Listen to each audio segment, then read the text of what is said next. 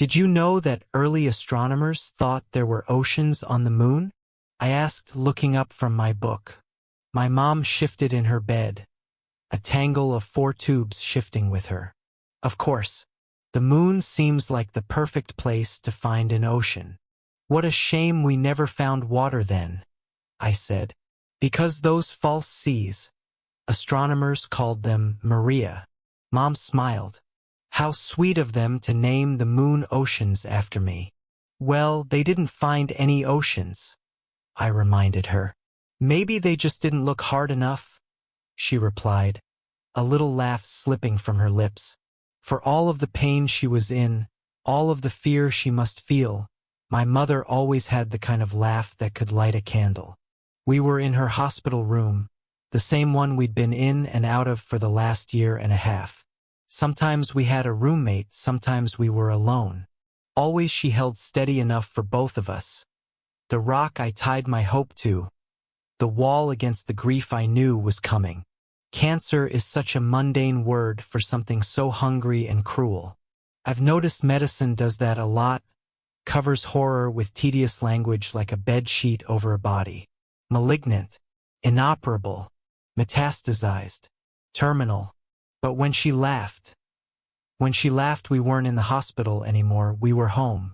When she laughed, she wasn't sick, she was young again, and I was a kid, and the world was a bright place begging to be explored. What a miracle my mother was. Cancer had taken so much from her, aged and hurt her, but it could never steal her laugh. That was hers to keep. How are we feeling today? The doctor asked. He came in less and less often. We could all sense this was the final stay in this room. Just brilliant, Doc, my mom said, struggling to sit a little higher. We can still go dancing later if you'd like, though we'll have to ask for my son's blessing. Ever since his dad died, Brian's been very protective of me. I put on a stern face. I'll need to know your intentions are pure, Dr. Bradshaw. As the driven snow, he played along. But I might need a rain check on the dance, Ms. Willen. I'm not as young as I used to be. He emphasized his age, running his fingers through gray-white hair. My mom tapped her bare scalp. Right there with you, Tiger, she said. Dr. Bradshaw smiled, but I could tell he was burdened. I saw him glance at the small idol I'd placed on my mother's nightstand. The talisman was a miniature oak tree carved from gray soapstone. There were 4 faces etched into the tree, a sentry against ill health and bitter spirits. I could tell the stone tree made the doctor uncomfortable. In all honesty, I had a tough time looking at the idol for more than a few seconds. The faces were each whittled in vivid expression. The face closest to my mother's bed was smiling kindly, and the face pointed towards the door was snarling, meant to ward away harm. The final 2 faces were both weeping. All 4 shapes were too human, too raw. There was a weirdness to the stone tree that put people on edge, but I'd grown used to every shade of weird you can imagine. My mother's side of the family was full of stories of unexplained luck and mysterious tragedy, whispered secrets and unexplained deaths. By all accounts, my maternal grandmother was either an honest-to-goodness witch or full-bore, high-caliber crazy, or both. Probably both. The stone tree was from a box of my grandmother's things I'd found in the attic earlier that month. Maybe it was just a coincidence, but my mom did seem to get a bit better when I'd brought in the talisman, at least for a little while. I was daydreaming about family history and the odd box while Dr. Bradshaw checked his charts and Mom's vitals. "Can I talk to you for a moment?" he asked, ripping me back to reality. Dr. Bradshaw tried to keep a light tone, but I could tell he didn't have good news. The hospital hallway smelled like ammonia and birthday cake. Someone must have had a party, maybe a patient, maybe a nurse. Strange how you remember the insignificant details while your world is crashing down around you. "I'm so sorry," Dr. Bradshaw told me. "The results came in this morning. The spreading aggressively. We held it back as long as we could. Brian, your mom is a fighter. But right now we just need to try to keep her as comfortable as we can. Brian. The wall was cracking, grief waiting on the other side, heavy and cold as an empty house. I'd known for months that this was the most likely outcome, but it still hurt to hear. Hurt worse than I could stomach. There's nothing left to try? I asked, fighting down the urge to throw up. Anything? Experimental? Untested? Anything? Dr. Bradshaw shook his head. I'm sorry. Sometimes we just run out of options. She fought a good fight. How long does she have left? I asked, looking back into her room. She'd fallen asleep. Not long. Maybe days. Have you considered hospice? The smell of ammonia and birthday cake. The steady beep of Mom's heart monitor. I tried to focus on the world around me. My hope wasn't dead yet. If medicine couldn't help my mom, maybe something older could. I thought of the box of my grandmother's things waiting in the attic. There was a lot in there I hadn't gone through yet. Books and candles and secrets and lost things. Maybe there was a cure or at least a way to keep the fight going. No, I said. If all that's left is to make her comfortable, I want to take her home. The doctor smiled. I understand. We can give you some medication, ways to help her with the pain. He put his hand on my shoulder. Your mom's been in a lot of pain, but she'll have peace soon. You've done all you can. I know. I lied. Thank you. Mom lived in a small ranch house 10 miles outside of town. There wasn't much in the way of neighbors besides some woods and a creek slithering through her yard. It was a windy, warm March afternoon when I took my dying mother home. That night I began my work. I was going to turn the house into a bunker, a maze death could never solve. I would keep my mother safe. I would find a way to keep her alive. The little red book was full of ideas. Running water was an obvious place to start. The creek behind the house was barely a trickle, but it should provide some coverage to the south side of the property. Salt was next, lining the doorways and window frames, then in an unbroken circle around the entire house. This step was to be repeated daily, the red book stressed, or even multiple times per day. Even a moderate breeze played holy havoc with any salt poured outside, so it was always best to trace and retrace every few hours.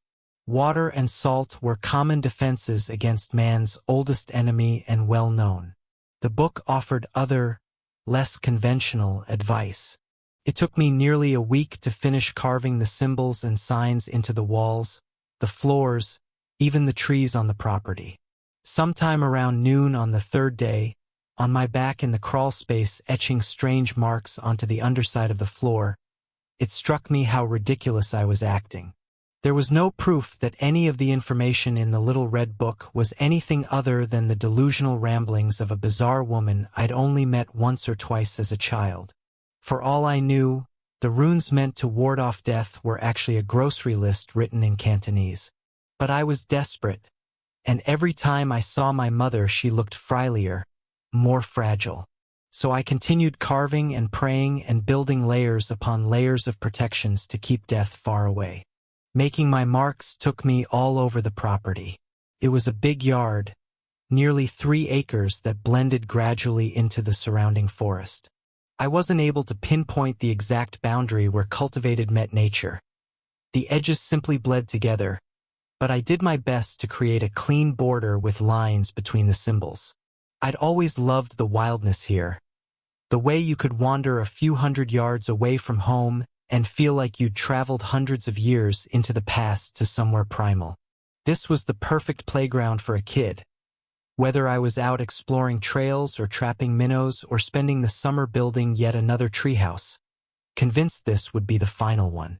I was never satisfied.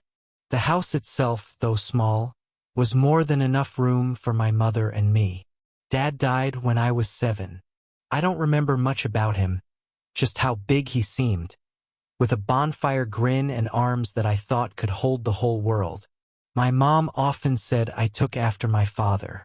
I could see it in the old pictures of him. We had the same eyes, green as moss in the summer, and the same fiery shock of red hair, enemy to every comb on the planet. The sicker Mom got, the more often she called me by my father's name. I worried when she drifted away like that, but a part of me was proud she'd mistake me for him. After all of the symbols were carved, there were a few steps left in the book to deter death from visiting. There were dozens of charms and talismans in the bottom of the old box in the attic. I sat up there combing through everything my grandmother left behind, referencing the red book, pushing the tiny charms into tidy piles. None of the idols were larger than my thumb. Some were iron and others were wood, some were heavy, others light. All of them were uncomfortable to look at or touch. The attic was drafty, but not nearly enough to explain the cold that burrowed into me as I sorted the charms. I'm not particularly tall, but the attic felt like it was designed for dolls. Beams so low I couldn't even walk bent over. I moved around on my knees, rough floorboards threatening splinters even through my jeans. I could have taken the box downstairs where I'd have more room, but the idea filled me with a deep unease. It seemed better to leave the box up in the attic, only taking down objects as I needed them. Up here, at least my grandmother's items, her legacy was quarantined. The red book was very specific about the distribution of the totems around the house and property. I walked carefully through my mom's backyard, boots plopping in and out of mud, compass in hand. It had rained nearly every day since I'd taken my mom home from the hospital. I knew it was almost certainly a coincidence, but couldn't help wonder if the soft curtains of rain falling to the ground were for her. I placed charms in a compass rose with the house in the middle.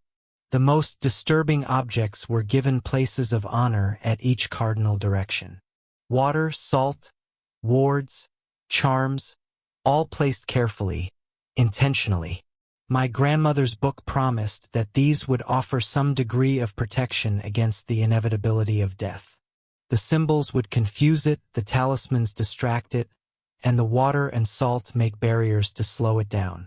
But death might still find a crack to slip through, so the red book recommended one final trick. There was a small candle in the bottom of the box, dirty white as stained paper. When I took the candle from its case, the smell made me gag. Have you ever walked past a portable toilet in the dog days of summer? When it's so hot, the blue plastic has started to warp and bubble. Imagine that smell distilled into a finger's worth of wax.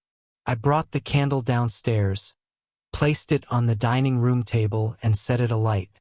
The wick caught immediately, the flame burning an unusual red-brown. No heat came off of the candle, and it actually seemed cooler the closer I moved my hand to the fire. Once the wax began to melt, the smell was 10 times worse than it was back in the attic. I choked down a greasy sickness crawling up my throat and quickly left the room, shutting the French doors as I went. That helped trap the odor, but I couldn't shake the sense of nausea. I went to check on my mother. "Do you remember the day you ran away?" my mom asked, sitting in her bed, lunch untouched on the nightstand beside her. I didn't think she had any weight left to lose before she was nothing but bone and memory. Her skin was rice paper over a frame that seemed smaller every day. Her eyes, though, no matter how fragile the rest of her became, remained 2 little lanterns against the dark, blue and bright and alive. "I didn't make it very far," I answered. "And I wasn't really running away, only stretching my legs." Mom smiled. "You told me you were leaving for the circus. You wanted to be either a lion tamer or a strongman or maybe a fire eater. I think I wanted to be all of that combined." Young me was big on multitasking. My mother turned so she was looking out the window into the yard. "I was so scared when I found your note, the one saying you were leaving. My hands were shaking like you wouldn't believe when I called the sheriff and then Mr. Jonas down the way. It felt like we were searching for you for half the night, even though it couldn't have been more than an hour before we found you there, lost in the woods, wandering around and shivering. You hadn't even brought a jacket." I sat next to my mom on the bed. Yeah, I didn't exactly plan ahead for my circus escape. I remember getting over the idea real quick, but I couldn't find my way back. I'm glad you found me. I'm glad too, my mother said, and I noticed her wipe away a tear. I'm so glad. That hour you were gone, Brian. That was the most afraid I've ever been. Afraid we wouldn't find you. Afraid you might be hurt or worse. I couldn't hardly breathe through the fear. Then, suddenly, you were there and the relief nearly knocked me over. I think we stayed up together the rest of the night watching the stars. I wanted to make sure you could find the North Star in case you ever got lost again. She turned back to me, reached out her thin hand and placed it over mine. There were still tears in her eyes, but she smiled her lighthouse smile and, for a moment, I saw her just as she used to be, just as she was the night I ran away and my mom found me. I squeezed her hand. I was scared, too. I was afraid I'd be stuck out there. What made you think of it? Well, I've been thinking a lot about dying lately and Don't, I interrupted. Don't talk like that. You're not going anywhere. Not for a long time. It's okay, she said, squeezing my hand back. It's okay. I've known real fear and what I'm feeling now. It's not like that. I'm scared, I guess, but I'm at peace with it. I had such a beautiful life. I'm so glad I got to meet you, to be your mom. I'm glad too, I whispered, voice breaking on the last word. But I won't let you go without a fight. I added silently in my mind. Something was trying to get to my mom. The strangeness began the day after I lit the candle. At first it was small blips, tiny wrongs that I chalked up to my imagination. Doors I knew I'd closed at night were open in the morning. Food began to rot and spoil within days of me bringing it into the house. Eventually, food would go bad almost immediately. Every few hours the television in the living room would either turn off if it was running, or on if it was off. Clocks would stop overnight, always at 3:03 a.m. Shadows began sticking to the corners of rooms independent of any light sources. The shadows were stubborn and they would linger for as long as I would stare, then disappear when I blinked. I began hearing bumps and knocks at all hours, and sometimes, when I'd enter an empty room, I had a sharp, fleeting certainty that it was only just occupied. I avoided the dining room except to check in twice a day to see if the candle was still burning. The smell was vicious and would claw its way into your throat and nostrils the moment it was given a chance. I kept the door to the room shut and kept air fresheners running in the surrounding rooms 24/7. The funny thing was, the candle never went out, never even seemed to shrink. I could see the wax melting, but day in and day out the candle refused to change. Days marched into weeks and the wrongness only grew deeper. My mom and I both lost sleep to vivid nightmares that we couldn't remember when we woke up. Only the echoes remained, but those were enough to leave my pulse sprinting until morning. I started sleeping in a chair in my mother's room. I did this to comfort her if she woke up confused during the night, but also because, if I'm being honest, I was too scared to sleep alone. I felt like a child running into his parents' room, convinced there was a monster under the bed. Thing is, maybe there was. By the third week, I couldn't keep doors closed. They would slam open the moment I left the room. A terrible scratching began inside of the walls. I told my mom it might be squirrels or mice, but the sound was so insistent, not like rodents milling about, more like a dog wanting in. I stopped leaving the house for supplies. Instead, I had what little food we ate delivered. I kept the curtains drawn. There was tapping on the glass every night. About a month after leaving the hospital, we were living like zombies. The dining room couldn't contain the smell of the candle anymore. The entire house was clogged with the scent. Tiny noises had graduated into full-on laughs and screams and whispers in the rooms around us. Something kicked the bathroom door so hard while I was taking a shower that the hinges warped. I covered every mirror in the house. I'd started to see things in the corners looking back at me, half-hidden faces, shapes that skittered away as soon as I turned around. Mom was drifting further and further away. She had long moments of confusion where she'd forget my name, forget where we were. Sometimes she'd think I was my dad. Other times, she'd just stare at the wall for hours, growing fainter and fainter each day like a Polaroid left in the sun. But she was alive. It was clear that we were under siege by something. My world shrank to only one room, and every trip to the bathroom or to answer the door for food felt like going over the trenches. The noises kept getting worse and worse, the shadows closer, the sense of movement around the house sharper. Every now and then I would feel hot breath on the back of my neck or walk through a cold patch hanging in the air. I stopped bothering redrawing the lines of salt around the house. I knew, deep in my bones, that as long as the sickly candle burned, death could not take my mom away. On the 33rd day after leaving the hospital, I woke with a start from a nightmare, only to find my mom's bed empty. She hadn't been able to walk the past week at all, so my first feeling was hope that she might be improving at least a little. Then I noticed the odor we'd been living with for weeks was gone. "Mom!" I shouted, running in bare feet out of the room. I found her in the dining room, the door wide open. She was standing at the table, frail as a neglected scarecrow, bobbing back and forth. Her hands were hovering over the candle.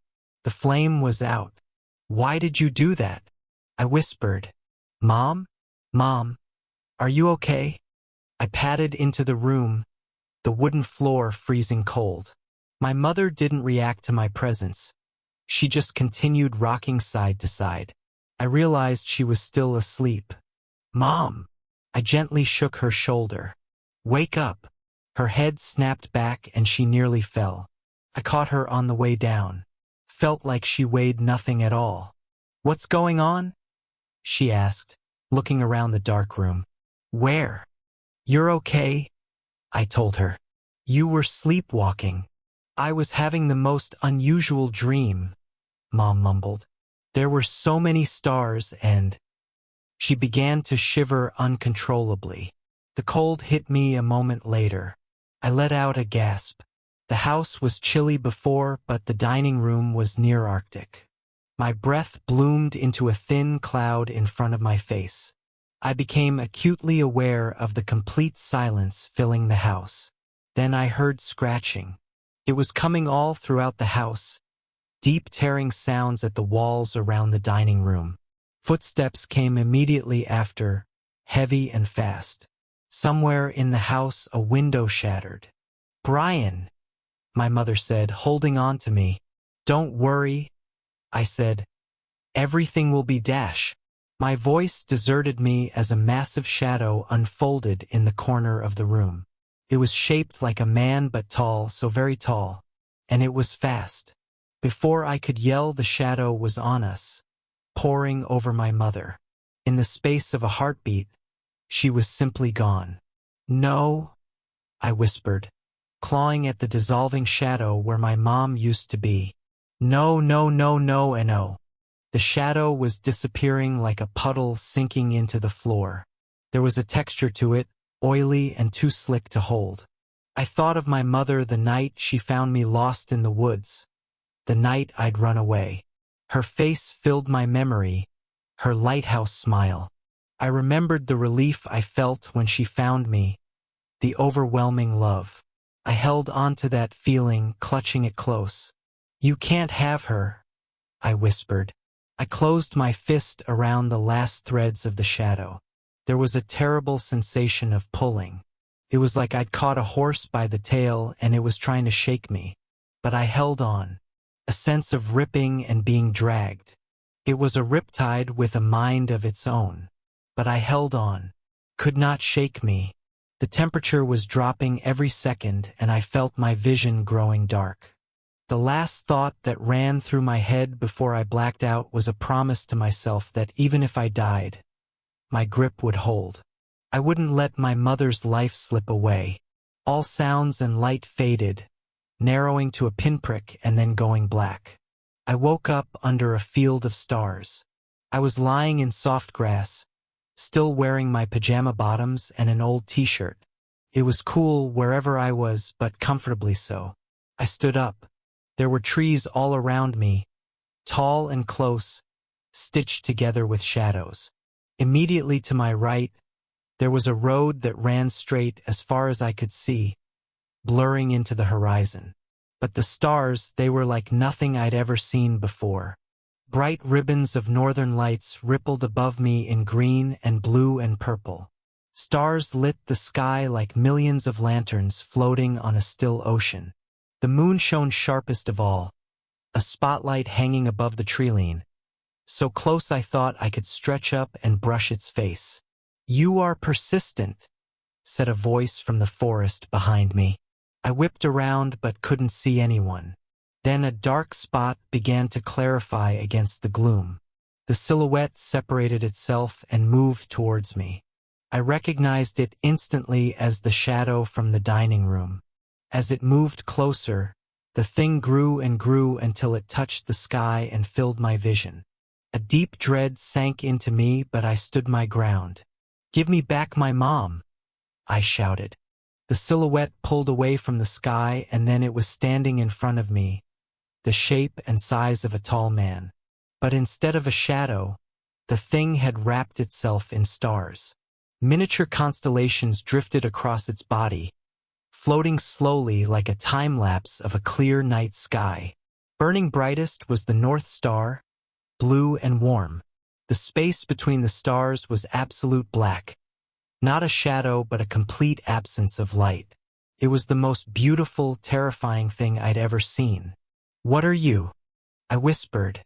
"You know," it replied. "Give her back," I begged. "Please, give her back." "I can't. It's her time. Past her time. You delayed me." Delayed her. I clenched my fists. She didn't get enough time. I didn't get enough time. It's not right. It's not fair. "Of course it's not fair," the starry thing said. "But it is right. You each have your time, and at the end of it, there's me and there is a road, and we walk it together." "Where to?" I asked. "Where are you taking her?" "I don't know. It's not for me to know, only to know how to get there." "Then I won't let you take her." I planted myself in the road. The world was still and solemn around us. The constellations drifted like clouds, and a soft breeze stirred the branches. The starry thing didn't respond for a moment. "Your mother was kind and caring. Wherever she goes, she'll have peace," it promised. "But Dash," the creature raised its hand.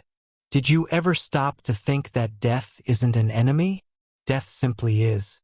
It is the natural partner to life. It knows no prejudice or malice, has no designs or ambitions. Your mother spent so long suffering, felt so much pain. Instead of letting her rest, you took it upon yourself to draw her life beyond its given course. You kept her alive, but at the cost of stretching her thin, prolonging her sickness, diluting her. Did you keep her alive for her benefit or for yours?" I couldn't answer. "Stretching a life is unnatural, dangerous," it told me. "In the weeks you kept me away, you drew the attention of old things, hungry things, forces that would like nothing better than to swallow even the memory of your mother, to tear and bite until there was nothing left but pain and fear and a perfect emptiness." I shuddered, remembering the clawing sounds, the shattered window, and the laughter from empty rooms. "I'm sorry," I whispered. Can they hurt her here? Is she safe?" The stars in the shadow burned brighter for a moment. "Your mother won't walk her road alone. None of you do. I walk with you always to the end." "Can I see her?" I asked. "Please? Let me say goodbye." Considered for several seconds. "You are persistent." And then the starry thing was gone. I was standing alone on an empty road. "Brian." I turned to find my mother behind me on the road. She looked younger, healthier than I'd seen her in years. The frailty was gone, and my mother seemed exactly as I remembered her when she found me in the woods all those years ago. "Isn't this the most beautiful dream?" she asked, staring up at the night sky. "Yeah," I said, trying to keep my voice steady. "A beautiful dream. I love you, Mom. I love you so much. So very much." She smiled and touched my cheek. "I love you too. Don't cry, it's okay. I'll wake up any time now. I'll see you then." I nodded, wiping at tears. "Sure, yeah, I'll see you then." "What do you think is at the end of the road?" she asked. "Do you think I'll have time to find out before I wake up?" I looked out at the road, scanning the trees for any hungry shadows. I don't know where it goes, but promise me you'll be careful." My mom smiled wider. "Of course I'll be careful. And she won't walk alone," said a familiar voice behind us both. I turned, expecting the starry thing. But the man standing on the road was entirely normal. The light from the moon was enough that I could see he had moss-green eyes and a bright shock of red hair. "Such a beautiful dream," my mother said. The man came towards us and took my mother's hand. He and I looked so alike. I could see why my mother confused us when she was sick. "Take care of her," I told the man. Just please take care of her. Make sure she gets where she's going. There are things out there that want her, to hurt her. It's my fault. I'm so sorry, Dash." The man squeezed my shoulder. "She'll be safe, watched over. If the devil himself is waiting on the road ahead, he'll move. Or he'll be moved." I believed him. Thoughts raced through my head. There were so many things I wanted to say, questions, a million ways to say goodbye. I wanted to stretch out the moment for as long as I could, but I realized I'd already delayed my mother enough. "I love you," I told them both. "Goodbye." I woke up back in my dining room, sitting at the table, the unlit candle in front of me. The house was quiet and still. There was no more scratching, no sound or sense of life at all. I walked through every room. The house was empty. I was alone. I've spent the past couple months working on the house, erasing the marks I'd made, fixing up the property. Some nights I take long walks out into the forest. I'm far enough out in the country that on clear nights it's like looking up at a sea of stars. I think about my parents the most during those walks. I grieve and remember in my own way. And I wonder where their road went, if they're still traveling or if they reached their destination. I hope that their road takes them strange and beautiful places. When I walk at night, I look up for the North Star to keep from getting lost. Maybe they do the same. When it's full, I also look up towards the moon. I wonder if my parents had a chance to visit, to search for hidden oceans. I like to think they did, that the moon has at least one Maria, the one I love most.